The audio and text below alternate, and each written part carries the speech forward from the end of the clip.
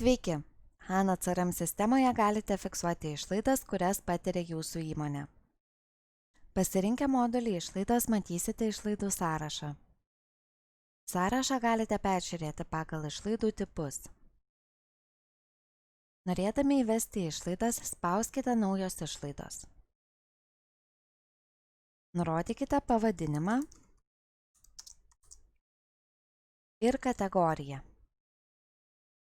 Pasirinkite atsakingą asmenį bei būseną. Galite priskirti tiekėją ir parašyti tiekėjo sąskaitos numerį. Patikslinkite išlaidų datą ir apmokėjimo terminą, taip pat apmokėjimo būdą bei apmokėjimo būseną.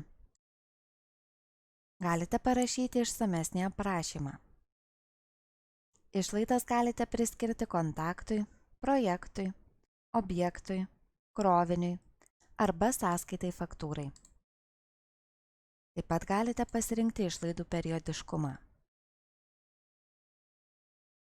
Įrašykite bendrą išlaidų sumą arba pasirinkite detalizuoti išlaidas. Čia galite priskirti ir sistemoje esančias prekes bei paslaugas. Taip pat galite įrašyti prekes bei paslaugas rankiniu būdu. Įvedę visus duomenis, spauskite išsaugoti. Iškart matome išlaidų peržiūros formą.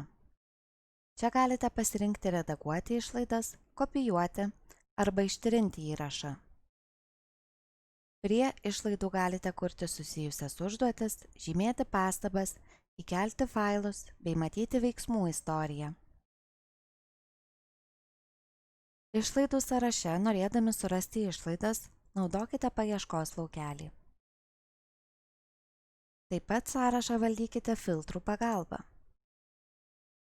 Pasirinkite norimus kriterijus ir spauskite filtruoti. Dešinėje pusėje yra meniu veiksmai. Čia galite sukurti su išlaidomis susijusią užduotį, redaguoti išlaidas arba ištrinti išlaidų įrašą.